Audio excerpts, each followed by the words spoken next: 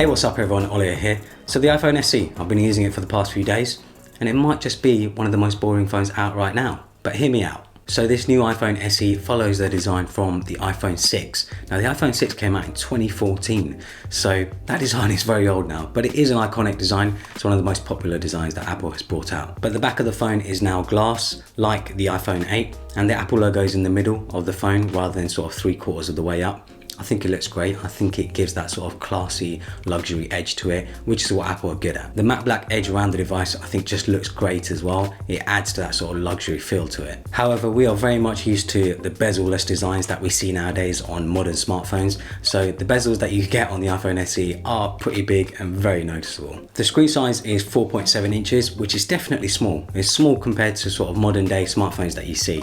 But I personally actually really like the size. I personally also use the iPhone 11 Pro, the standard iPhone 11 Pro, because I like that smaller size. I think that form factor is just ideal for me anyway. I know some people prefer bigger phones, which is completely fine, but I really like this small sort of form factor that the iPhone SE has. It also makes it much easier to navigate around the phone with one hand. One of the biggest issues with big phones is you do sometimes have to use two hands, or you have to have very large hands. I don't have the largest hands, I have quite average size hands, and the iPhone SE is perfect. I can easily get around it. I can easily use it with one hand, no issue. It also has the standard LCD screen, not the OLED screen that you see on modern phones, but that makes sense. OLED screens are expensive and Apple wanted to keep the price down, so they've gone with the LCD screen, but it's probably one of the best LCD screens that you can find on any smartphone anyway. One of the best things of the iPhone SE is Touch ID. I didn't actually realize how much I missed Touch ID until I started using it in the iPhone SE.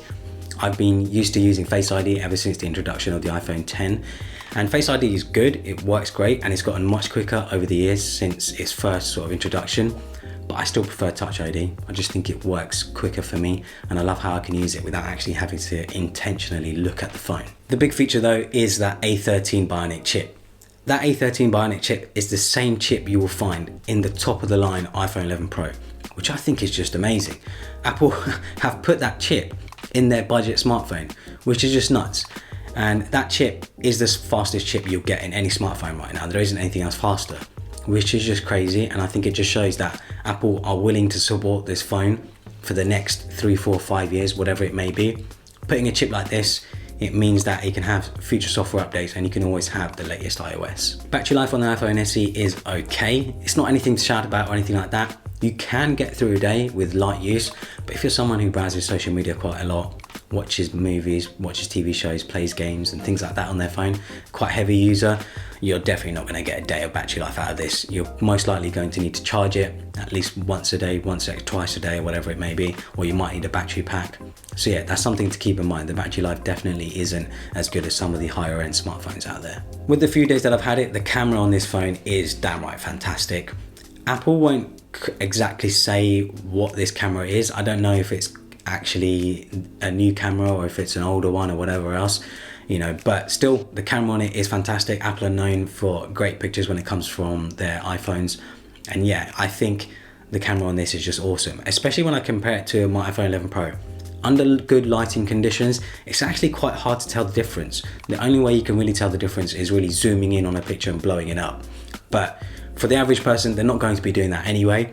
The camera on this is really good. So as I said, the iPhone SE is a boring phone, but you know what? I think that actually might be a good thing for this phone. The only two things that I think stand out for this phone is that A13 processor and the price of $399. The rest of the phone is pretty boring, but considering it costs only $399, it is ridiculously good value for money, and that's not something you can say often about Apple. This phone isn't for tech enthusiasts, someone like me. This phone is for your average person, someone who doesn't care about having top of the line features, maybe someone like your mum or your dad.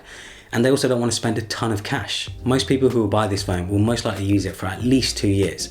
And knowing that you spent $399 on a phone and you're going to use it for 2 years, just say you use it for 2 years, you've only spent $200 a year on a very good smartphone that is going to last you. And as we know, Apple support their phones for a long time, so I can expect this phone to last 4 or 5 years maybe with software updates. So this is really good value for money. I never thought I'd see the day where Apple would make something that's pretty budget friendly. So if you're someone who's looking for an iPhone but doesn't want to spend, you know, £800, $800 or whatever on an iPhone 11, this is the phone I'd recommend. This is the phone I'd recommend to anyone and everyone, you know, anyone who's looking for a budget phone. So I hope you guys enjoyed this video. Follow me on Instagram and Twitter and subscribe for more.